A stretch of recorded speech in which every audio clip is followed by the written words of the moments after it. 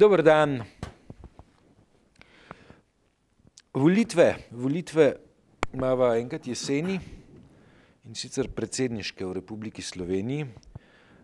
Po anketi časnika Delo Borutu Pahorju v tem trenutku kaže 44% izzivalcev Milanu Jazbecu, 12 zmagu plemenitemu Jelinčiču pa 10. 4% se volitev ne bi udeležili, 22 nikogar od njih. Tako, po eni strani je jasen, da po izjavah anketiranih Borut Pahor v prvem krogu ne bi šel čez 50%, po drugi strani pa vsota, ki jo zberejo v tem trenutku izzivalci, tudi ne pomeni, da bi oni lahko zbrali 50%, ne? Ker pač pomeni, ne, da ta prva slika pred volitvami kaže nekje tam, da je Pahor okrog polovice že v prvem krogu. A je dobro, da je Pahor še enkrat predsednik Republike Slovenije? Ne, ni. Ne, niti všeč. Ne gre za všeč. Če bi tako gledal, nimam popolnoma nič proti njemu osebno. Ja. Mislim, človek veliko da na všečnost, a veš, ima svoj Instagram profil, ki je odmeven v svetu tudi, ne. O tem govorim, ja.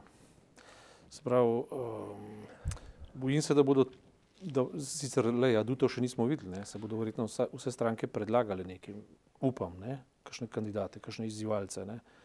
Mogoče se bodo dali nagovarjati kakšna imena, ki kaj pomenijo, ki lahko organizirajo nek nabor ljudi, neko debato, nacionalno debato, da prepoznamo sploh, da nekaj je narobe, ne. Sicer bomo pač morali biti zadovoljni s tem, kar imamo, ne. Pač. Ampak gre pa za podoben problem kot pri volitvah v Evropski parlament ali pa za Evropo. Evropska unija je izjemnega pomena za vse države članice, vključno Slovenijo, ampak volitve pa vedno potekajo tako, da se teh držav ne tiče in da je to odlagališče odsluženih politikov ali pa tistih, ki bi se rad pospravili na dobre plače, sicer jim pa ni treba nič kaj početi, pa nimajo nobene relevance. Ja, pa bi se jih rad kdo znebil. Ne. Ja.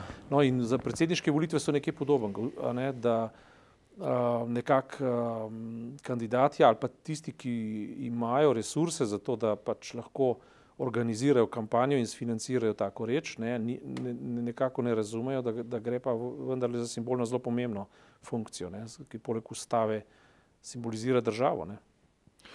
To ni hec. Predsednik republike predstavlja državo. Ja. Ne, predstavlja državo. Ja. Dobro, pustimo zdaj, da je še vrhovni poveljnik oboroženih sil, obrambnih sil, pa da ima konec koncev nalogo predlagati, kdo bo mandatar vlade, pa še ne par kar pomembnih, tudi operativnih nalog ima predsednik države. Tako, ne, na ravni všečnosti z Borutom Pahorjem, da reči, nimava težav. Mava. Ampak to je stvar okusa. Tako je, to je stvar okusa. Koga briga najin okus. Ja, točno tako. To je stvar okusa, ampak na ravni reprezentacije države, to je pa druga stvar, ne, jaz si ga ne želim imeti tam osebno, ampak to je moje mnenje.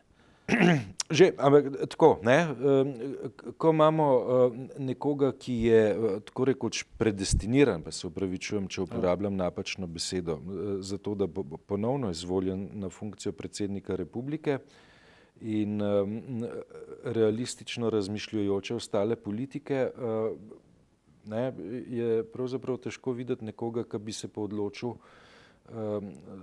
da prevzame častno funkcijo poraženca, pa gre proti Borutu Pahorju izgubiti.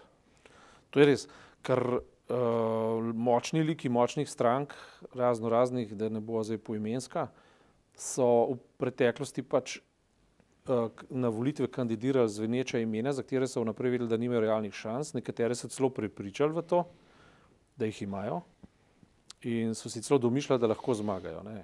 Ampak šlo je za taktične manevre, ne. Mogoče bi bilo dobro, če bi kdo od tistih, ki pač lahko organizirajo tako kampanjo, to veliko stane, rabaš pa tudi omrežje aktivistov, to se ne dela danes do jutra, to je strokovni projekt, velik zalogaj, ampak da bi razmišljali, da dejansko predsedniške volitve so pomembne, čisto preprosto so pomembne. Ne?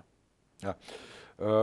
So pomembne med drugim zato, ker smo v negotovem času. Ne? Mislim, ne vemo, kaj bo jeseni z Evropsko unijo. Ne? Vemo, da en ud Evropske unije odpada. Odpada na nek način, ko zdaj ne vemo, ali gre za amputacijo, ali gre za to, da bo z neko gangreno odpadel, pa mogoče še kaj preostalega organizma ogrozil. Anglija. Velika Britanija. Velika Britanija, ja. Velika Britanija ima to... Združeno kraljestvo. Ja, Velika Britanija ima to srečo, da se vedno lahko ogradi, zato ker ima okrog sebe pač morje. Ne? In vedno z eno nogo sega čez Atlantik, na drugi strani ima pa to nesrečo, da jo kot tako vedno lahko, zdaj če si že o udih govoril, ne? Lahko kdo kvalificira za slepo črevo. Ne? Zdaj se že tako obnaša, kot da bi bila slepo črevo Evropske unije. Ne? Mislim, tisto, kar je Juncker ves nesrečen, oziroma ne vem, če je on dal napisati, ampak so napisali v Frankfurter Allgemeine Zeitung zdaj za praznike, da se je sestal za Majevo in je bil na koncu ves depresiven, češ tukaj se ne bo mogoče popolnoma nič dogovoriti, ne? Ker imajo popolnoma nerealistične predstave na britanski strani, češ da ne bodo plačali nobenega denarja in da bodo od tod naprej lahko z Evropo funkcionirali brez obveznosti in z vsemi pravicami. Ne. Ja, mislim, zdaj, tisto, kar je meni tako precej moteče, ne, pa se mi zdi, da hkrati pa predstavlja nek duh časa, ne, je to, da se pozablja na eno temeljnih načel, ne, ki se je v tem prostoru oblikovalo v tisočletjih, tako rekoč. Seveda pogodbe treba spoštovati.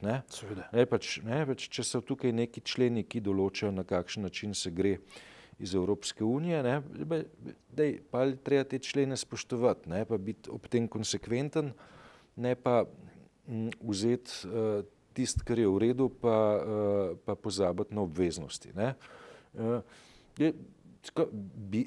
Bi rekel, da se hoče Velika Britanija malo po balkansko obnašati. Dejansko in na istem so ZDA in celotna logika globalizacije Evropski uniji pač narekuje poseben status, ki ga je sicer že pač skozi humanistično zgodovino vedno imela, bi bilo pa prav, da se ga zave in bi bilo prav, da ga spoštuje in da ga obnovi. Zato, ker v Evropski uniji, zdaj, če greva že samo v renesančno zgodovino pa v italijanska mesteca, tam so mesteca vedno imela neko avtonomijo, neko zelo močno vlogo, neko konkurenčnost med seboj, mogoče celo rivalstvo ali kakorkoli že. Vedno je bila zadosti prostora za ljudi, tistega prostora, ni bila samo taka ruska stepa, pa spodaj mužiki, zgoraj pa car, ne. Je vmes so funkcionirala mesta, so bile avtonomije, so bile republike, so bili sveti. Govoriš o srednjem sloju? Seveda. Znanstvenikih? Pa o obrtnikih, pa pač preprosto ljudje so živeli, ne? Življenje, v katerem ni bilo nujno, da so imeli za Boga tistega, ki je nad njimi, ne? So ga pač imeli za vladarja, ne? Ampak so imeli tudi kakšen glas, so se lahko udejstvovali, predvsem se pa neka demokratična misel razvila, se po drugi svetovni vojni smo dosegli neko raven, ki je ogrožena, ne, ki pa ne bi rabila biti, ne, in zdaj smo spet pri volitvah, ne. Recimo, zdaj imamo Evropsko unijo sestavljeno iz politikov, ki v nacionalnih parlamentih veljajo bolj ali manj za odslužene, ne. V trenutku, ne, ko je predsednik Evropskega parlamenta Martin Schulz, tedajni pred Tajanijem, ne, ocenil, da bi lahko imel šanse premagati Angelo Merkel, je takoj zapustil celotno Evropsko unijo, bil prvi mož parlamenta in šel v lokalne, tako rekoč, volitve. Z neverjetno neumnim geslom, da gre v Nemčijo na volitve zato, da bo od tam lahko branil Evropo.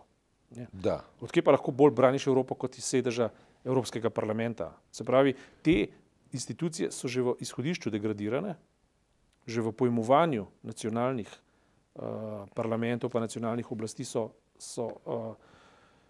to se pravi, dojete kot lepotni okrasek, tisto, kar pa šteje, je pa moč oblasti lokalnih vlad, posebej recimo Nemčije, se pravi, tiste, ki so ekonomsko močni. Se pravi, skupni trg je štel, nič drugega.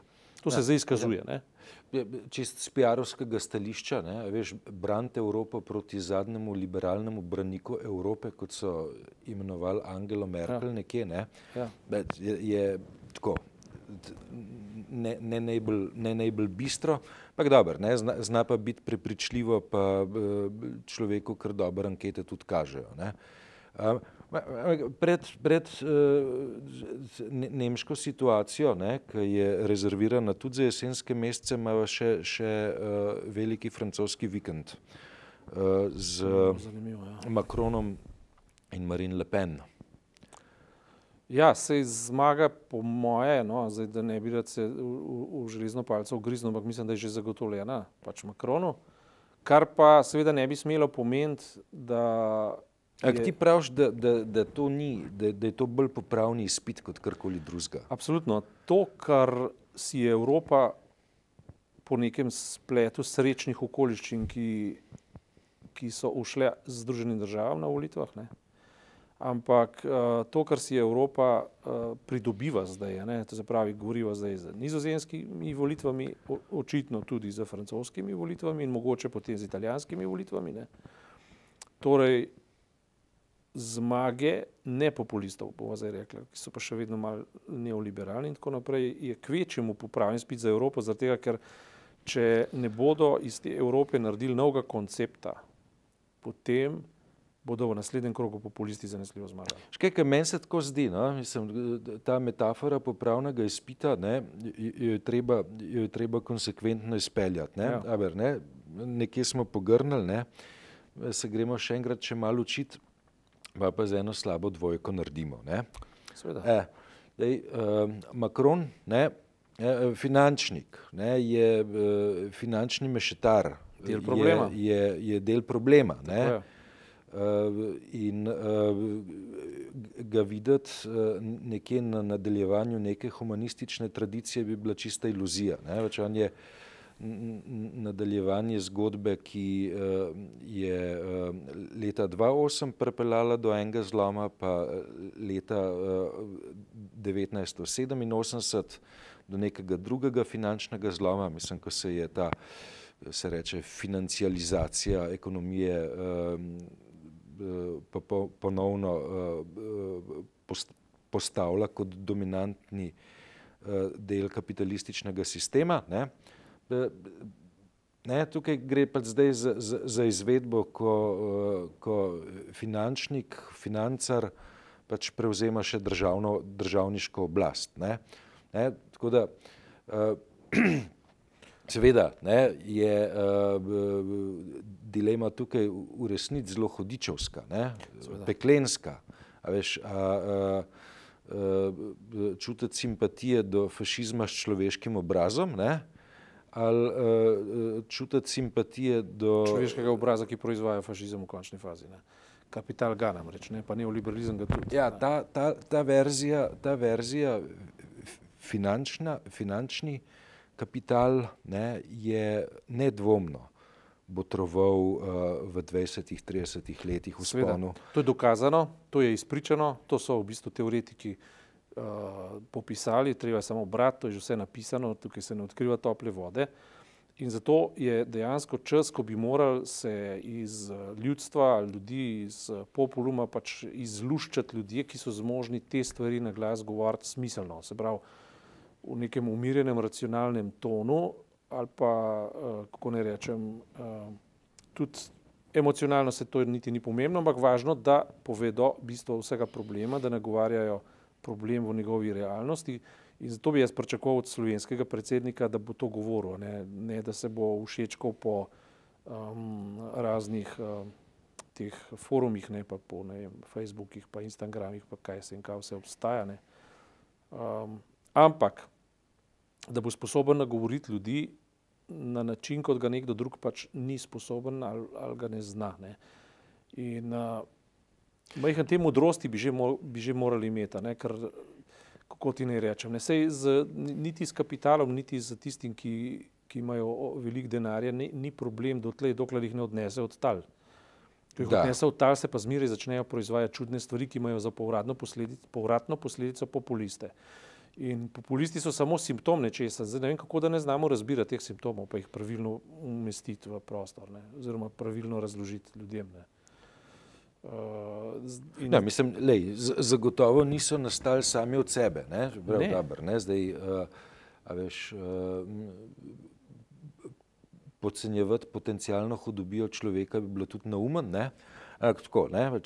Populistična gibanja imajo svojo zgodovinsko ozadje, ne parih krogih zgodovinskih se je približno videlo, kaj so ta ozadja.